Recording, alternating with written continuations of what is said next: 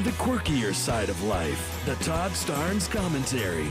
Mark Guandolo is a legendary high school football coach in Florida. He's roamed the sidelines for some 30 years, winning 2 state titles, but now Coach Guandolo is facing what could be a career-ending moment. He was caught on national television hollering at his teenage quarterback and giving him a smack on the helmet. In other words, he did what every other high school coach in the country's done. But folks are complaining about how the coach abused the player. The Brevard School District is now investigating what they call the incident. Give me a break. It's football, not macrame. For what it's worth, neither the quarterback nor his dad thought anything about the head slap. That's because it's football, not figure skating. What's next? Hiring a sideline psychologist to give linebackers positive affirmation and lollipops? I'm Todd Starnes. Thank you, Todd Starnes. Green Durham's Nothing But Truth. AFR Talk.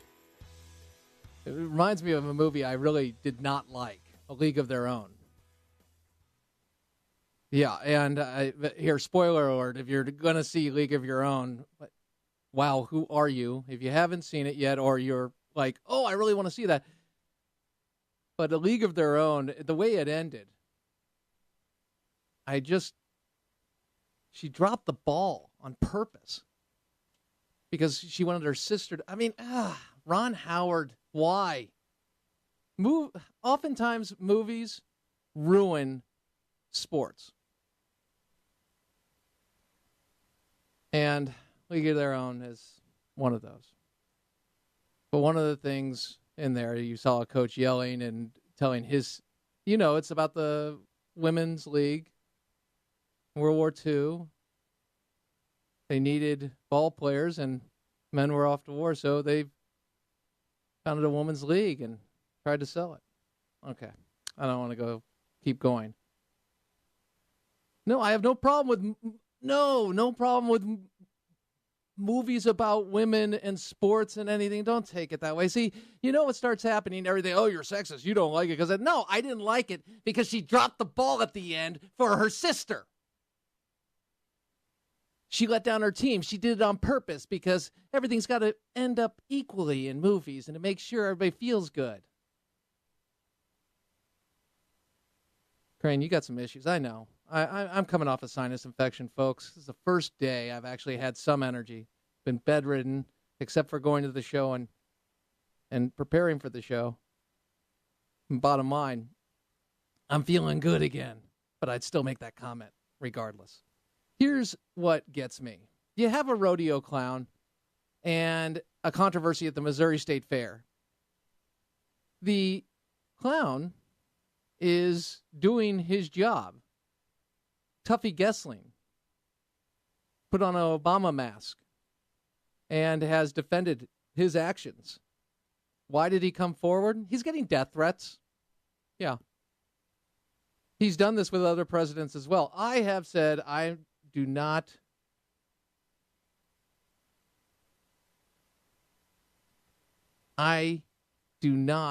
like this kind of joke, whether it's a Bush, Reagan, or otherwise. That's just not me.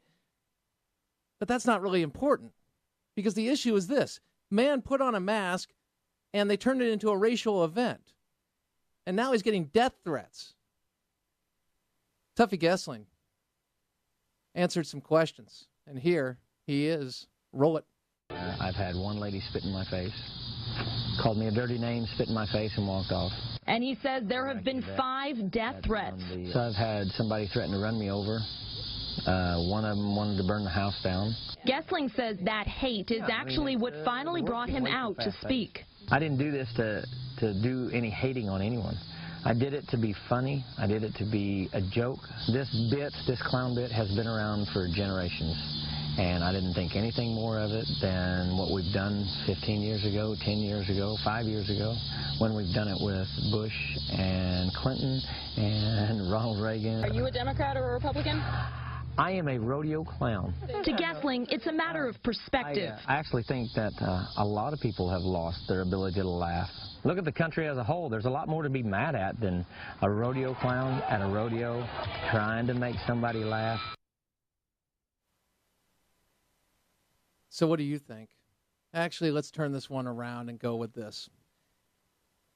Do you believe the president is has shown prejudice racially,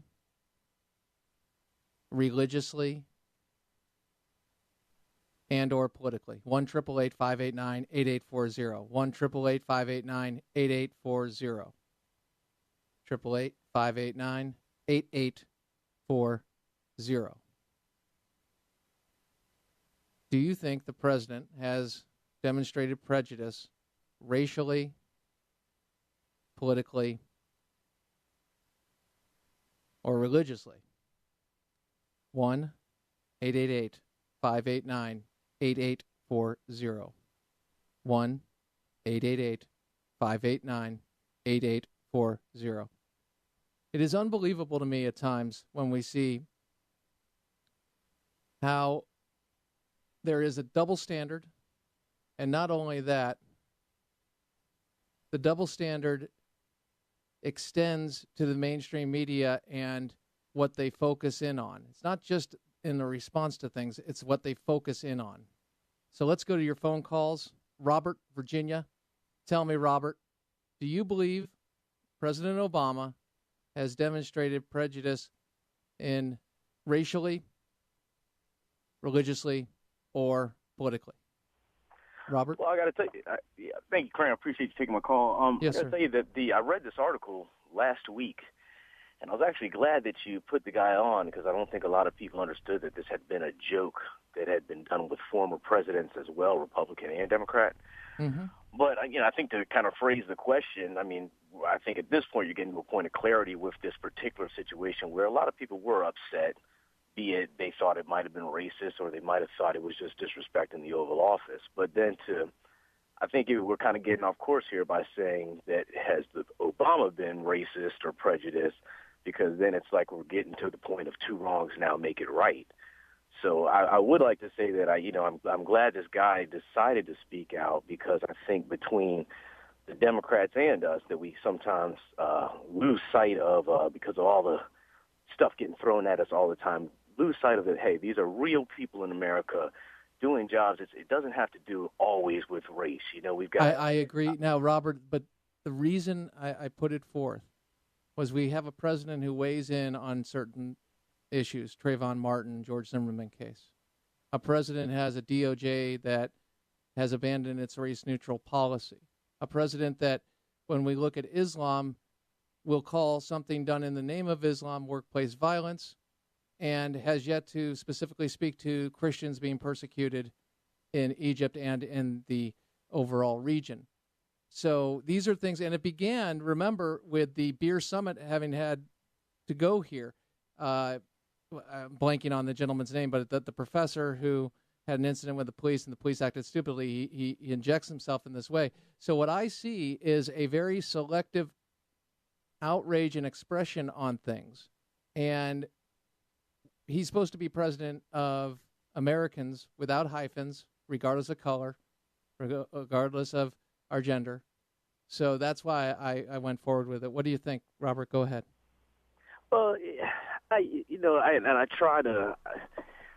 I think that him being the first African-American president is unique. I think sometimes, Crane, I really would just like us to try to get to a point at this point. I was talking to my kids about this, and it's just always, my kids came back saying some things that I didn't really feel all the way strongly about. And I think at this point there's just been so, there are racial situations still in America. We're not perfect. Would you want to be anywhere else in the world? Heck no. Turn on the news and see that. But we aren't perfect. I don't think it's the president's job to weigh in on every single situation that has to do with race, and I don't think he does. I don't feel, me personally, as a Christian, I don't feel attacked from him as much as that I've had some of my friends and things say. And I'm just trying to. I appreciate where you're coming from, because I don't like talking about race. I don't like talking about it at all. But what I also want to make a point in is saying everybody's talking about the rodeo clown. I want to look at the behavior of the administration. I want to look at how we're being looked at. And to do that, I've got to judge him not as the first black president, African-American president. I've got to judge him as a president and hold him to account as I would any president. And that's what is disturbing to me. No, I don't like going down this road, but we are seeing a great division in this country, and it's not coming from the conservatives. That's the bottom line. It's really what I have seen over and over is the left accuses conservatives of doing this, and they do it. But they're doing it in the Justice Department. That's a problem. But, Robert, I really appreciate your point of view, and sincerely, you've given me some food for thought, and I appreciate you coming on. Thank you very much. Take care. Let's keep going, and let's go to Kelly in Texas. Kelly, welcome. Crane Durham's Nothing But Truth, AFR Talk. Do you think the president has shown prejudice in racial, religious, or political matters? Kelly? Well, I do think that there has been some, I guess you could say, prejudice and religious discrimination, but I wouldn't put it all on the president. I would say it's been just in general, his administration hasn't been all that great.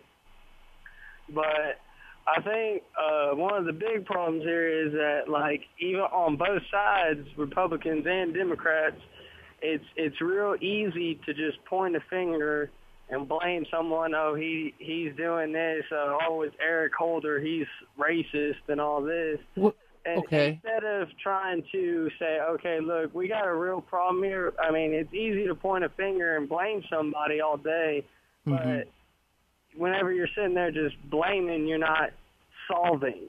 I gotcha, and I appreciate that point of view.